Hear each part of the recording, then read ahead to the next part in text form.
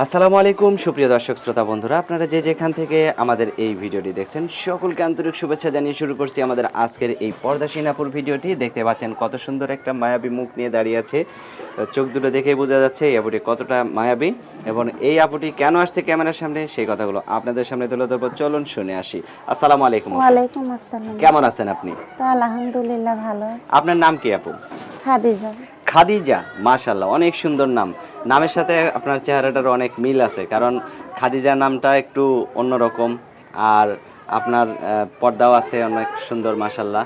এই যে ক্যামেরার সামনে যে পর্দা করে আসছেন, এরকম পর্দা করে কি রাস্তাঘাটেও চলাফেরা করা হয়? আমরা ছোটবেলা থেকেই পর্দা করে চলাফেরা করি ভাই। আচ্ছা, আপনার নাম কি আপু? আমার নাম খাদিজা। আচ্ছা, খাদিজা। খাদিজা আপু, আপনার বাবা মা সবাই আছে? বাবা মা আছে ভাই, বাবা বিয়ে করে চলে গেছে, আমাদের দায়িত্ব টাইত্ব নেয় না। আর আপনার স্বামী? আমার বিয়ে হয়নি। এখনো বিয়ে হয় নাই? না ভাই। মাশাআল্লাহ, এখনো বিয়ে হয় নাই। তো যদি কেউ আপনাকে বিয়ে করতে চায়, আর এরকম সুন্দরী রূপবতী পর্দাসীন একজন মেয়েকে দেখলে তো অনেকেই বিয়ে করতে চাইবে, কি রকম মানুষ হলে আপনার পছন্দ হবে? আর এখনো পর্যন্ত বিয়ে বিয়ে হয় করতে নাই তো কেন? ভাই অনেক মানুষ আসে, কিন্তু হ্যাঁ। অনেক মানুষ আসে, তারা আমার খোলামেলা ভাবে রাখতে চায়, কিন্তু ওইভাবে তো আমি থাকতে চাই না। হ্যাঁ, আমার আম্মু হচ্ছে আমি সবসময় পর্দা মতন ছোটবেলা থেকে চলাফেরা করি, তার জন্য আমি বিয়ের পরেও আমি পর্দা মতনই চলতে চাই। এখন কি কোনো কাজ মরার বাজ আগ করা হয়? পর্যন্ত। না ভাই, এখন কোনো কাজ বাজ নেই, মা আছে, মানুষের বাসায় কাম করে। লেখাপড়া করছিলেন?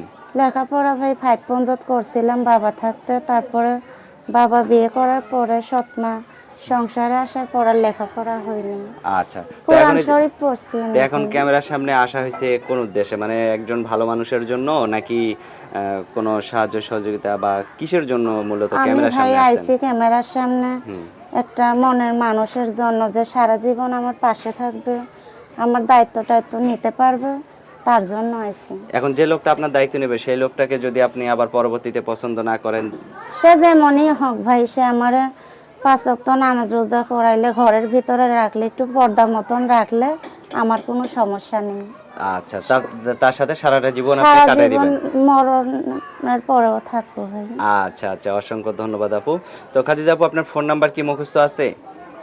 ভাই আমার তো মোবাইল নাই, আমার আম্মুর নাম্বারটা তো দিতেছে। কেউ যদি ফোন দেয় তাহলে কি আপনার আম্মুই ধরবেন, আপনিই ধরবেন? না ভাই, আমিই ধরবো। তো ভাই অচেনা মানুষের নাম্বার রিসিভ করে না, বয়স্ক মানুষ তো আচ্ছা সারাদিন আচ্ছা কাজে থাকে। আচ্ছা। তো আপনার মুখটা যদি একটু কেউ দেখতে চায়, কারণ এখানে তো অনেক সুন্দর পর্দা করে ভিডিও করছেন। আমি ভাই চাই যার সাথে আমার বিয়ে হবে সেই আমার মুখটা দেখুক। যাক, মাশাআল্লাহ, অনেক সুন্দর কথা বলছেন খাদিজা আপু। তো আর কিছু বলার আছে? ভিডিও শেষ করব। এখন চাই ভাই দর্শকরা যেন ভালো থাকে, সবাইরে ভালো রাখে, আর আমার একটু পর্দা মতন যাতে রাখতে পারে, এইটুকুই আমার এরকম চাওয়া। একজন মানুষ এলে হ্যাঁ আপনার ভাই, ভালো বিয়ে হবে। শাদী করবো।